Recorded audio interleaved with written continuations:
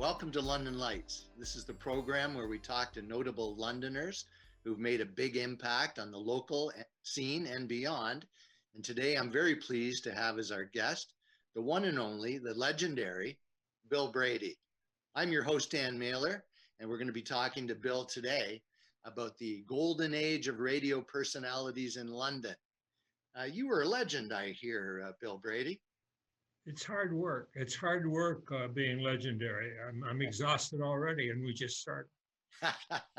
Well, I want to, usually I start my show with a reading of a bio or a resume. Yours is too long to read. So here's what I'm going to do. I'm going to read an excerpt from this book by the iconic DJ Dick Williams, and he talks about you in chapter number 63, and this is what he says. A few months after I arrived on the London radio scene, Ward Cornell managed to bring back to London one of the most talented radio announcers I've ever worked with. His name is Bill Brady, and I've never met a faster wit in my life. He could have carved out a career in many other fields, such as stand-up comedy or writing, but his first career was a mere mortal disc jockey. I often say I knew him before he became a legend. With the passage of time, Bill became program director, operations manager, and then general manager as CFPL, and eventually became a VP of the far-flung Blackburn Group. He was also very active in the community and was awarded the Order of Canada. Bill had left a London radio station for a while to take a job at CKLW in Toronto. And while he did well there, I think in his heart, he much preferred the quality of life that London offered. Ward Cornell lured him back with the midday show, and Bill did extremely well. He was also given a TV show on the sister station, CFPL TV. He really added a lot of sparkle to our sound and was an instant ratings hit for us. Well, first of all, I wasn't mere. He calls me a mere disc jockey. Nobody could out disc jockey Dick Williams. He's still a close friend. I talk to him. I talk to him frequently. So we stay in touch. He asked me if I'd read his book, and I said no. I was waiting until it came out in large print. But it was. I liked the word golden that you used as a descriptor. Life was less complicated, and radio was an art form as opposed to just a news source now. So was there a golden age of radio in London, Ontario? Sure. I know that you became part of it, and how did that happen? But first, was there a golden age, and how do we kind of define that? Well, I define it as simply personality. People who were on the air were entertainers. They were performers. Now they're news readers, and that's okay. I have no quarrel with that because, like everything else in life, things evolve and change. And the people who own the stations, and that's a whole other story because nothing's owned locally anymore, they make the executive decision on what kind of format they're going to have, and they have to appeal to people who might listen. Radio's a complicated business, not so successful these days, but the golden years you refer to, golden to me, could be translated as personality radio. Everybody who was on the air had some kind of shtick, and it sort of ended in London when Steve Garrison got canned. I got the impression that somebody must have said, "You're too old for this," which of course is not allowed under law, but it's also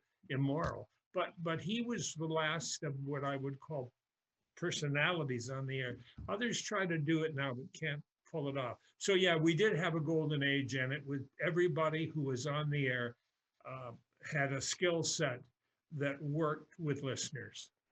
Well, it's not an understatement to say, in fact, you were a legend. I mean, for a while, everywhere you'd turn, you'd see Bill Brady. You were part of our Sunday night routine. Walt Disney, The Wonderful World of Walt Disney on TV, then the news with Hugh Bremner or somebody. And then there was Act Fast with Bill Brady, and then later Ed Sullivan. That was the Sunday night routine, as I recall it, at our house, and it was fantastic. You were a joy to watch and a joy to listen to.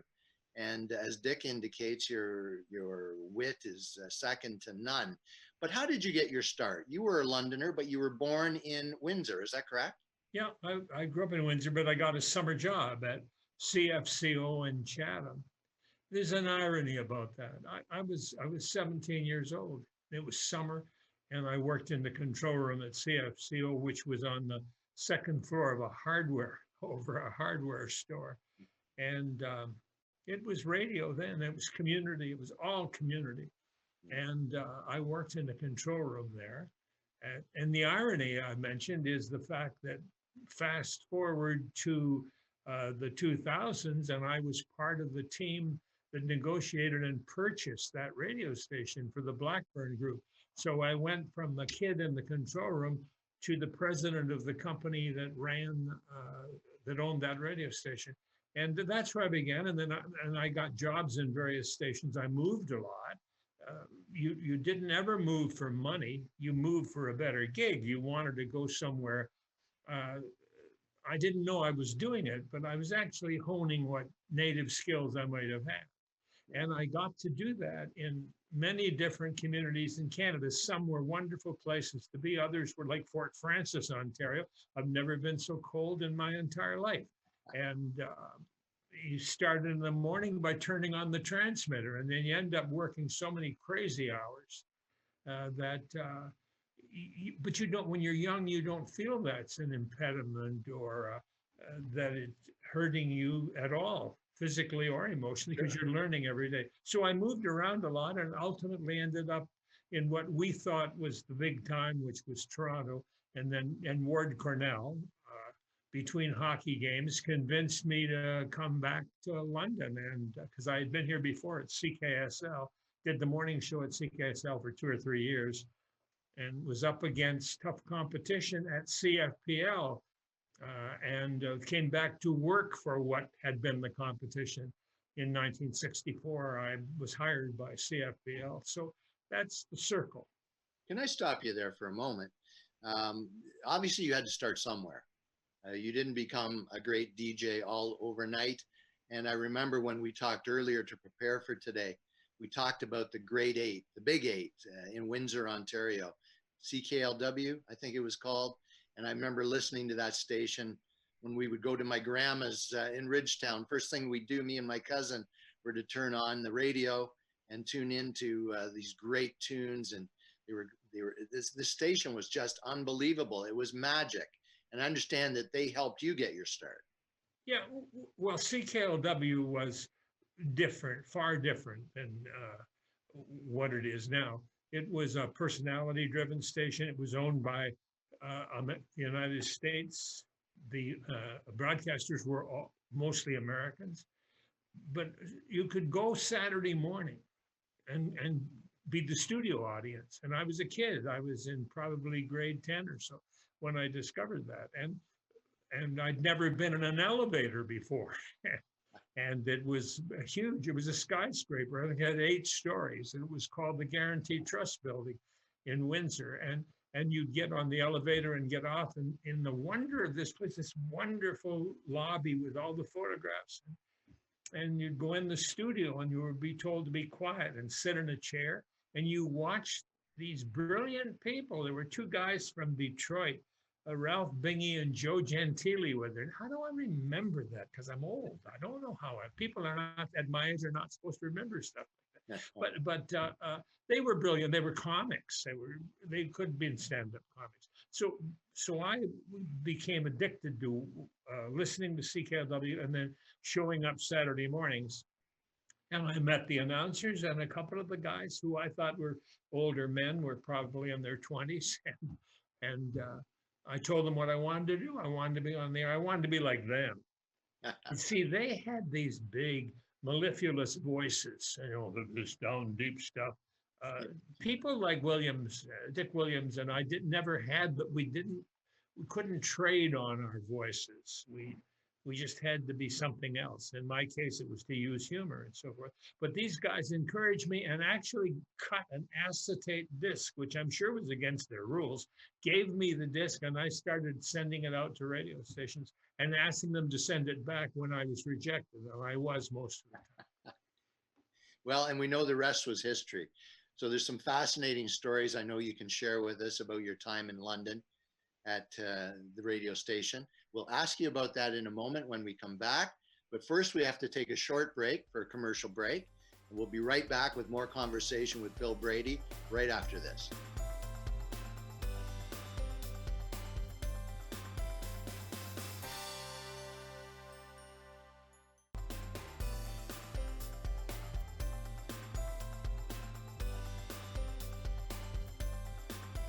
Thanks for staying with us during this commercial break.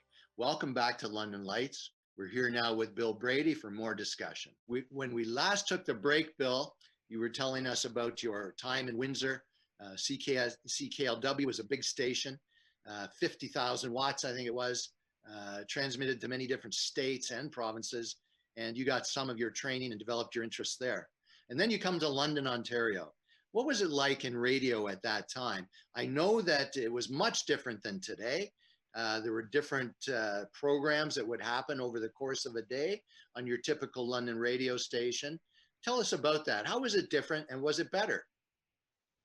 Well, many people don't know that I was in London twice. And as I mentioned earlier, I was on CKSL. I had a job. I got a job. I was working in Brantford at the radio station with some great broadcasters, including Charles Deering, who went on to replace Gordon Sinclair on CFRB.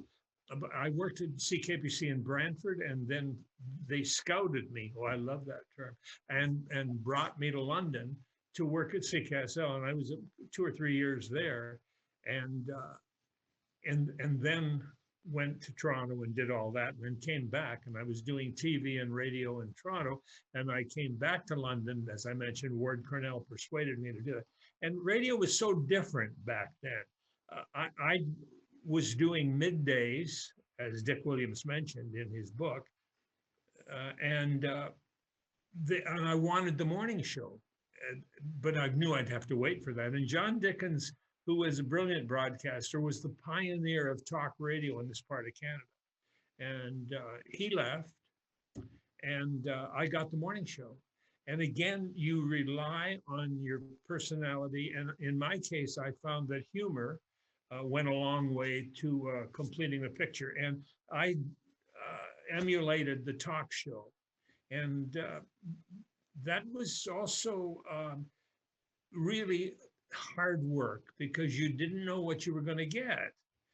You didn't know who was going to call, and you had to respond appropriately. It was one of those no-win situations. If you were like a lot of hosts now are, argumentative, you watch Fox television, and I think they all are certifiable and should be put somewhere, along with the guy in charge in the White House. They could probably share a cell. Hey, we want to be non-political here now. Yeah, that's right. Well, that was my command, and I approved of that message. But I think basically I didn't want to be seen as a villain on the air. They said, "Oh, well, you're too nice to people," but I couldn't bring myself to be rude. There were only 2 or 3 occasions when I lost it, like the lady who said, "Well, I know how I do remember this. I don't know." She called to complain about the cans of soup at the supermarket with the labels facing out. They were the French side. And she made the comment, if you can believe this, those people who want French should go back where they came from. I said, "Lady, they came from Quebec, which is part of Canada, and I hope it always stays part of Canada." "No, they should go back to France." I said, "Most of them have never been to France." We used to get, and then there were a few odd, strange people who called. So doing a talk show was darn hard work, but I did like it, and I did that for years. I played very little music because I wasn't in that kind of format.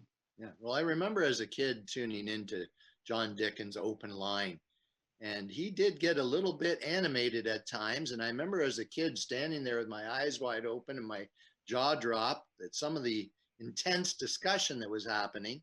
And I remember it was an event to tune in and hear this guy. But let's move on. So you're now at the radio station, And I've got to tell you about a seminal event in my life. It was when I was invited by my school class to go down and meet you at the radio station with our little gift of money for the Bunny Bundle program. And that's why I've chosen this picture behind us. Tell us what that was like. What was it like having all these kids come into the studio in the morning to contribute money to this charitable cause, the Bunny Bundle? Well, two adjectives come to mind: chaotic and heartwarming. It was always at Easter time. The Bunny Bundle got its name because Merle Tingley, the brilliant, delightful cartoonist at the Free Press, wanted to help Lloyd Wright, who had instigated, gave birth to the Bunny Bundle as just a way to raise money for handicapped children. And Ting put a cartoon in the Free Press of a rabbit, the Easter Bunny, carrying a bundle of money into the radio station. And the caption was, "That bunny's got quite a bundle," and Lloyd adopted that name, and that's where that came from. So wow. Then John Dickens did it after Lloyd retired, and then I took over from John. And it was always in the spring, and if it rained, like it often did, and the kids would come to the radio station by the hundreds, the corridors, the whole building smelled like wet corduroy. And these kids would line up in the corridor, sitting on the floor. And I had to get out of the studio for a break. So when a commercial was on, I'd have to step over all these little people to get to the bathroom. And once I looked behind me, and about 10 of them were following me into the men's room. But it was great. It was great joy to see what was happening. And it was teaching children philanthropy when they were very young, that they could raise money and give money to assist with the care and the education of handicapped children. And that probably is what I'm best remembered for. If people are old enough, come up to me still, and those who remember who I am, and say things like, "Oh, I was in the studio with you. I once was on an airplane over the South China Sea coming back from the Orient, and the first officer came over to talk to me and say, 'I was on your show. I was a student at Beck, and I came to visit with money from my grade 9 class.'" So Bunny Bundle was an important part of my life, and I think it produced a great program. Wasn't really good radio because you couldn't get everything done you had to get done as part of the format. But you got these young children exposed to giving others and caring for others. So it was very worthwhile. Yeah, that's a great message, and a great value that you were teaching all those kids. And there were hundreds and hundreds of them, including myself. So thank you for that. I want to talk now about Act Fast. Back then, I guess CFPL was connected radio and television, and you got a gig on the TV portion of the program. A program called Act Fast, which was always incredible to watch, again, because of your humor and your quick wit. Tell me about the show. What was that like? Well, first of all, I got it because Dick Williams got canned. And I think he's forgiven me after 50 years or so. But he hosted the show, and before him was Paul Soles, who is almost 90 and remains a close friend of mine. I talk to him frequently. He's still working every once in a while on television at almost 90. But anyway, then it was Paul, and then Dick did it, and then I got it. And it was good fun because the panels were delightful people like Peter Deering of Grand Theater fame, and Eddie Escaf, who was a dear friend, and Denny Dolby, and Irene DePuto, and some of these other people that I worked with were just great fun to be with. And we taped 2 or 3 shows on a Sunday, and they brought studio audiences in, and there were metal bleachers in there. And they had a big studio at TV, which they don't use anymore. And then the buses would come from Dutton and Lobo and Chatham and Dresden and so forth. And they would unload these people, and then we'd get rid of them and bring a new audience in to tape the second show.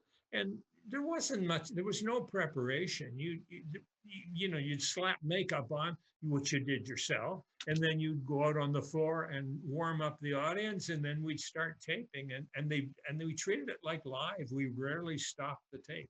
And it was good. It was good training. I had done television in Toronto on the CTV network, before I moved back to London. And it was so different. There, if you moved the thing that held your cards, some guy in the union would yell grievance and they'd be all over it. In London, it didn't matter. These guys in the crew would take breaks whenever they wanted to. So I used to say about TV, hurry up and wait. And I didn't like television particularly because I liked doing something then. And you couldn't do that in television. You had to wait while they fooled around with the lights. They were on ladders going up. It just annoyed me. But Act Fast was great fun, and I enjoyed the 10. I lasted 10 years, which surprised me. So a little piece of trivia, Bill. My mom, when she was very young, was invited to co-host a show with Paul Soules at the TV station. But because I was just a young lad in diapers, she had to pass on the opportunity, and she missed her claim to fame. I think some of the history of CFPL TV is really interesting because Victor Garber and I have remained friends over the years, and I talk to him fairly often from his home in New York, where he's sort of sequestered these days. And his mother hoped at a talk show. And when I worked at CKSL, I appeared on her talk show. So lots of history at that station. I enjoyed being part of it. And you know what was really neat to me, and I'm sure many other Londoners at the time, was that you were a local guy. This was entertainment being provided to us. The local people were there in the audience. You were a local guy that we listened to on the radio. And I think we're really missing that in our communities these days. That's why I'm thankful to Rogers for making this opportunity for us to talk to local Londoners about some of the great things that happen in this city. So I miss that. Do you miss that as well? Yeah, I do. I think television has failed. In my view, the work that Rogers does is indicative of an organization that at the local level has made that commitment. That what happens in the community is very important, and both radio and TV should be paying attention to that. And I feel that our local station is trapped in a format that is intended to be as inexpensive as possible so the Bell shareholders can do well. And nothing wrong with wanting to make money. I think that's what you have to do. But I think they've let down the community in the lack of really good local coverage. They try, but it isn't good enough. Yeah, well, it's unfortunate. And thanks again to Rogers for these opportunities. So you've met so many colorful characters over the years, I'm sure, Bill, in your career. You mentioned Dick Williams, John Dickens, Hugh Bremner, Garrison, Rich Graven was also part of the scene. We miss those days. Do you think they'll ever come back? What's the future of radio? Well, I think it will always be here in a diminished way. AM struggles. People aren't listening to music now on the radio. The generations that follow will find new devices to use. So I despair over the future of radio. There'll always be a reason for it to be there. But the owners of these stations should be nurturing it. They should be finding a way to make it more relevant. Radio has been, in my opinion, the best effective way of communicating with the public, and it should go on forever. Good words, very wise words, Bill. We've got a couple minutes left before we wrap up. Unfortunately, it's been a great discussion. It's gone very quickly. Can you leave us with one or two really good stories that are going to make us bust a gut here? Well, you talked about Bunny Bundle, and I keep being reminded of it because of the photograph that's behind you. Bunny Bundle was also an opportunity for me to talk to kids, and you talk to them like the little boy who came in with a big box of cupcakes and cookies and so forth. And he couldn't be any more than 4 years old. And he was short, and he was standing beside me in the studio. And I said to him, look at all the goodies you brought. And he said, yeah, my dad's a baker. He said, and he wanted me to give these to the kids. So he said, I'm leaving them. And he left them there. So the next little boy that came in with an older brother was maybe 5. And I said, would you like a cookie? And he said, I'm not allowed to take things from strangers. So Bunny Bundle gave me a chance to be part of an exciting venture that taught kids to care for others. And it also gave me a chance to talk to little kids who in many ways have more wisdom than many adults that I've met. Yeah. Well, thanks, Bill. You left a great legacy behind, many great memories. We've had lots of fun over the years watching you and listening to you and so many others from the golden age of radio in London. It's been a pleasure. I have to wrap up now. We're running out of time. But viewers, thanks for being here to listen to Bill Brady on London Lights. And we'll be back again soon with a new episode. Take care, everybody, and take care of Bill Brady.